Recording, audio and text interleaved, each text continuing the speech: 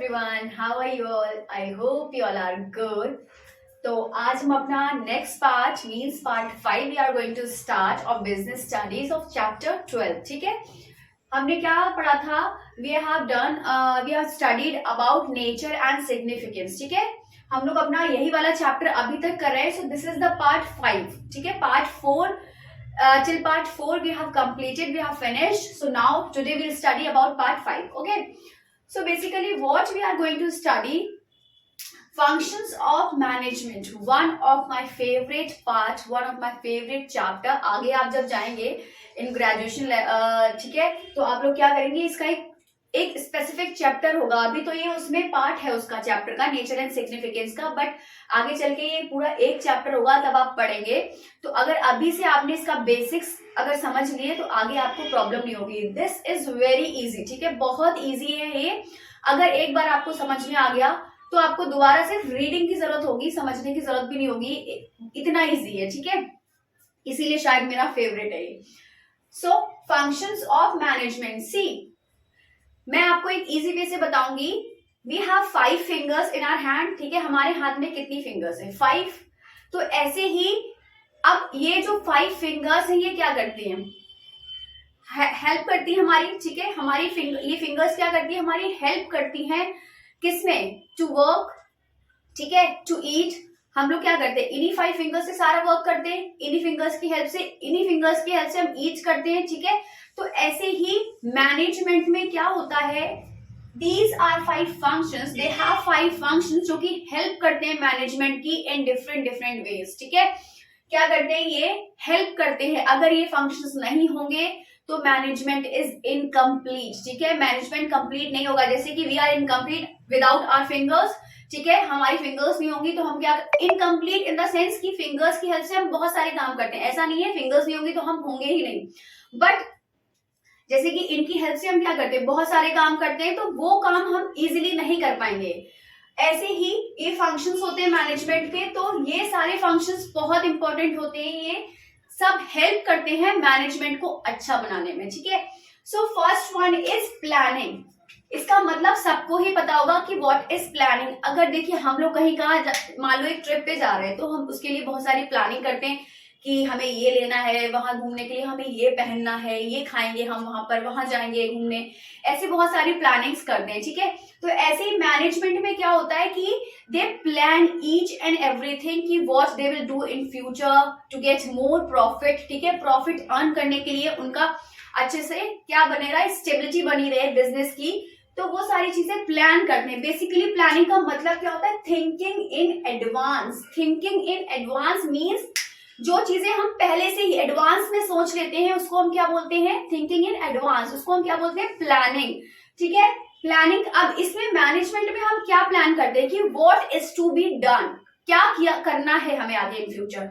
ठीक है, and how is to be done, मतलब कि और कैसे होगा, कैसे काम किया जाएगा. And by whom is to be done. ठीक है, मतलब कि और किसके थ्रू किया जाएगा. Means what has to be done, what has to be done, first one, and next how it is to be done, and last is by whom it is to be done. It is to be done. ठीक है, so basically what is the work of planning? Thinking in advance that what has to be done, how it is to be done, and by whom it is to be done. ठीक है, कैसे होगा, क्या होगा और किसके through होगा. ठीक है, तो प्लानिंग का मतलब I hope you all understand. Now next one is organising. ठीक है, our second function is organising. What is the meaning of organising? Assigning duties. अब देखिए वहां पर क्या होता है? बहुत सारे लोग होते हैं, बहुत सारे डिपार्टमेंट्स होते हैं. ठीक है, बहुत सारी चीजें, जैसे परचेजिंग डिपार्टमेंट हो गया, सेलिंग डिपार्टमेंट हो गया, बहुत सारे अलग अलग डिपार्टमेंट्स होते हैं, फाइनेंस डिपार्टमेंट हो गया. तो ऑर्गेनाइजिंग का मतलब क्या होता है कि टू ऑर्गेनाइज द थिंग्स. ठीक है, सारी चीजों को अच्छे से ऑर्गेनाइज करना, वही काम यहाँ पर होता है कि ऑर्गेनाइजिंग क्या करता है? Assigning duties. जो लोग होते हैं, जो एम्प्लॉयज होते हैं, उनको ड्यूटीज असाइन करना कि you have to do this work, you have to do this work. ठीक है, तो फर्स्ट काम तो इसका हो गया कि assigning duty, second one is grouping task, और ये क्या करता है, टास्क को ग्रुप में डिवाइड करता है कि हाँ एक टास्क को ग्रुप में दे दिया जाता है तो वो लोग क्या करते हैं उस टास्क को कंप्लीट करने की कोशिश करते हैं, ठीक है। Next one is arranging resources. अब रिसोर्सेज अरेंज करने का मतलब क्या हुआ, जैसे जो सारी चीजें मैनेजमेंट में बिजनेस में जिसकी नीड है तो वो सारे रिसोर्सेज को अरेंज कौन करेगा, ऑर्गेनाइजिंग, ठीक है। Fine, so this is the meaning of organizing: planning, thinking in advance, and organizing, assigning duties, grouping tasks, and arranging resources. Fine. Now next one is staffing. अब staffing देखिए, इसका मतलब से ही आप लोग समझ में आ रहा होगा staffing का होता क्या है। staff, ठीक है, staff मतलब कि यहाँ पर क्या होता है, रिक्रूटमेंट्स होते हैं और सिलेक्शंस होते हैं, ठीक है।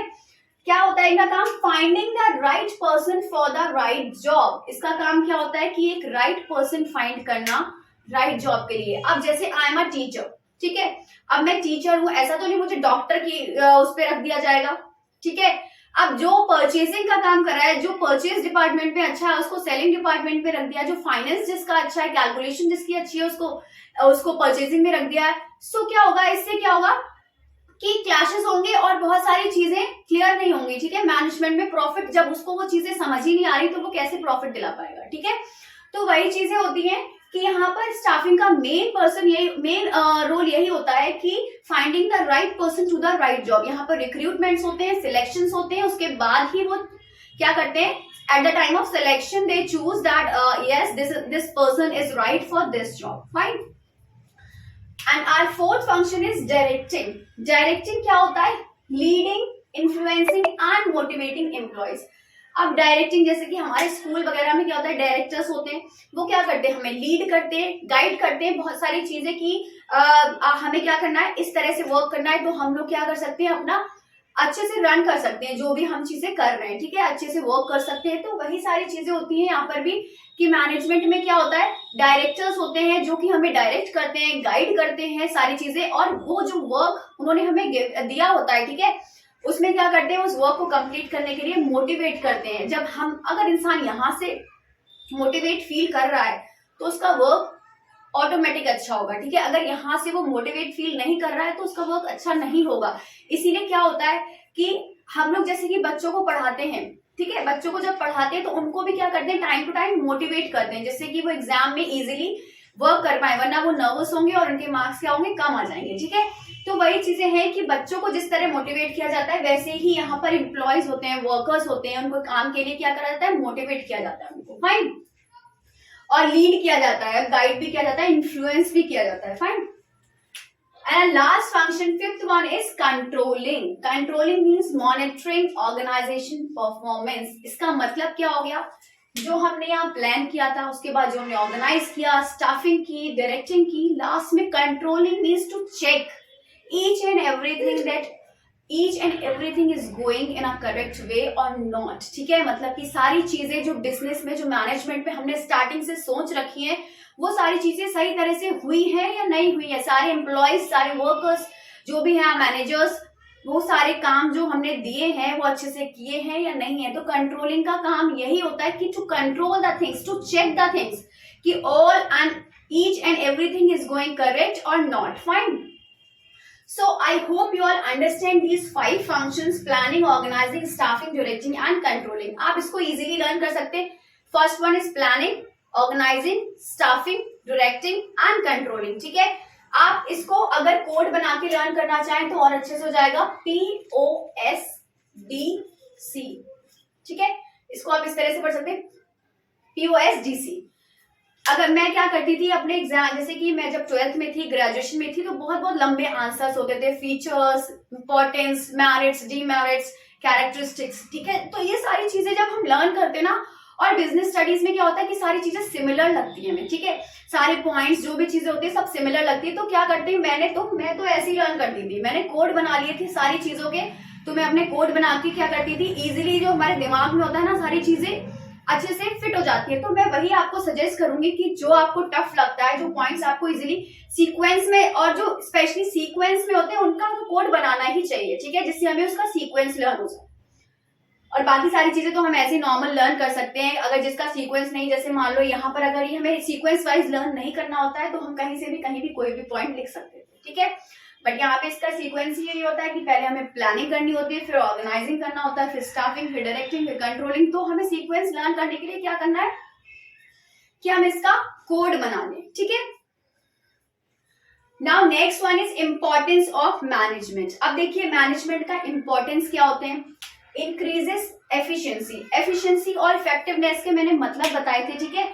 एफिशिएंसी का मतलब होता है कि कम से कम कॉस्ट में ज्यादा से ज्यादा रिसोर्सेज मिले, ज्यादा से ज्यादा हमें क्या हो, काम हो जाए हमारा, बट कॉस्ट हमारी ज्यादा नहीं लगे। तो यही होता है इसका इंक्रीजिंग एफिशिएंसी का मतलब होता है मैनेजमेंट एफिशिएंसी इंक्रीज करता है कि हम कम से कम कॉस्ट में काम कर लेते हैं, ठीक है। And next one is helps in achieving group goals. Helps in achieving group goals का मतलब क्या है कि ये मैनेजमेंट हेल्प करता है टू अचीव ग्रुप गोल्स। जो भी हमारे गोल्स होते हैं, जो हमने सेट किए होते हैं, उसको अचीव करने में हेल्प करता है। Next one is helps in achieving personal objectives. अब यहाँ पर देखिए ग्रुप गोल और ग्रुप गोल तो हो गया जो हमारे मैनेजमेंट के ऑब्जेक्टिव्स हैं, जो हमारा मैनेजमेंट का गोल है, ठीक है।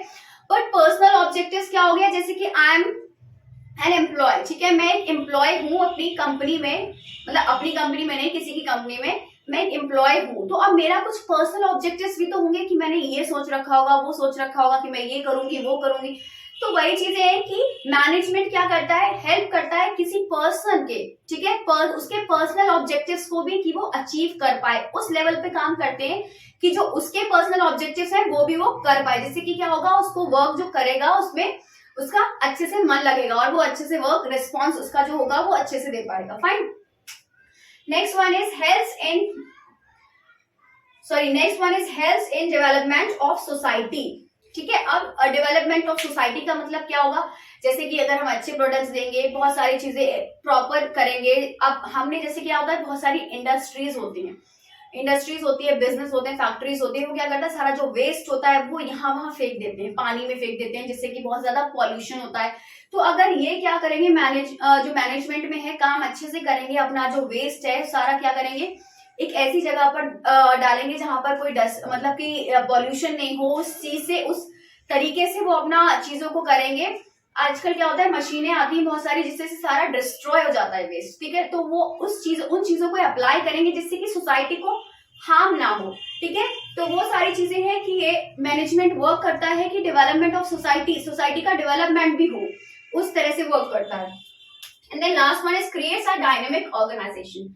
डायनेमिक का मतलब मैं पहले भी आपको बता चुकी हूँ कि चेंज, ठीक है। डायनेमिक का मतलब होता है चेंज। तो ऐसी इन्वायरमेंट, ऐसी ऑर्गेनाइजेशन क्रिएट की जाती है मैनेजमेंट के थ्रू, जिससे कि क्या हो कि डिफरेंट चेंजेस हो, डायनेमिक इन्वायरमेंट बने। बहुत सारी चीजें होती हैं ऐसी कि जो लोगों को नहीं पता होती है, तो मैनेजमेंट क्या करता है, हेल्प करता है कि हाँ, कि our organisation should be dynamic. Fine. So these all are the importance of management. अब मैंने यहाँ पर एक लाइन लिखी, coordination the essence of management. इसका मतलब क्या हुआ, coordination the essence of management. In our last video I already told you the meaning of coordination, that what is coordination. Fine. तो coordination का मतलब क्या होता है, to coordinate, आपस में क्या करना चाहिए, कोऑर्डिनेट करके सारा वर्क करना चाहिए, जिससे कि क्या हो, कॉन्फ्लिक्ट्स नहीं हो, क्लैशेस नहीं हो, फाइट्स नहीं हो। तो कोऑर्डिनेशन का मतलब तो पता चल गया। द एसेंस ऑफ मैनेजमेंट क्यों बोला गया, इसको इसलिए बोला गया है क्योंकि जब हम प्लान करते हैं, सारे फंक्शंस में होता है, ये सारे फंक्शंस में होना चाहिए। एक फंक्शंस के थ्रू बताऊंगी मैं। प्लानिंग, जैसे फर्स्ट वन हमारा प्लानिंग है। अगर हम प्लानिंग करते हैं कोई, अब मान लो 5 मेंबर हैं यहाँ पर, 5 में 4 एग्री हो गए उस प्लानिंग के लिए, बट 1 नहीं हो रहा है, means there is no coordination नहीं होगा, तो प्लानिंग सक्सेसफुल कैसे होगी। सो प्लानिंग में भी क्या होना चाहिए, कोऑर्डिनेशन होना चाहिए। Next one is organising. अब मान लो ऑर्गेनाइजिंग, इसमें क्या हुआ कि मैनेजमेंट में उसने ड्यूटी असाइन की किसी को, एंड ही और she is not agree for that duty.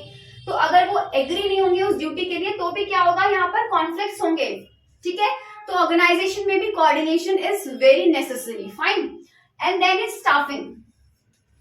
अब मान लो स्टाफिंग में उसने रिक्रूटमेंट किया एक ऐसे बंदे का कि वो हर किसी से फाइट कर रहा है, कि वो हर मतलब जो भी डिसीजन है उसमें एग्री नहीं हो रहा है, तो स्टाफिंग में भी प्रॉब्लम आएगी। फिर वहां पर वो उसको क्या करेंगे, सिलेक्ट नहीं कर पाएंगे और बाद में क्लैशेस होंगे, इससे कोई फायदा नहीं है। इसीलिए स्टाफिंग में भी क्या होना चाहिए, जो आपस में लोग हैं, रिक्रूटमेंट जिनके हो रहे हैं, सिलेक्शन जिनके हो रहे हैं, उनके बीच में भी क्या होना चाहिए, कोऑर्डिनेशन होना चाहिए। Last one is next one is fourth one is directing.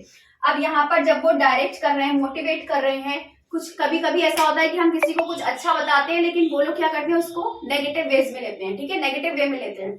तो वही चीजें हैं, अगर वो डायरेक्ट करेगा, इन्फ्लुएंस करेगा, तो उसको वो चीजें समझनी चाहिए, ना कि उसके लिए फाइट करना चाहिए, ठीक है। And last one is controlling. अब सारी चीजों को कंट्रोल करने के लिए मान लो अगर कंट्रोल जब चेक हो रही है सारी चीजें, किसी ने कुछ काम गलत किया है, अगर उसको समझाया गया है कि हाँ this is wrong, you have to do this work in this way, ठीक है, तो वो क्या करना चाहिए, उसको समझना चाहिए, ना कि फाइट करनी चाहिए। So that's why coordination is the essence of management, because it is necessary for all the functions, for all the functions of management. That is why it is the essence of management. ठीक है, I hope you all understand. Today we have done functions of management, importance of management, and then one topic, coordination, the essence of management. So this is all for today. I hope you all understand. ठीक है, if you understand then kindly do like, comment, share and subscribe my channel. So till then, bye bye, take care, have a good day and take a screenshot.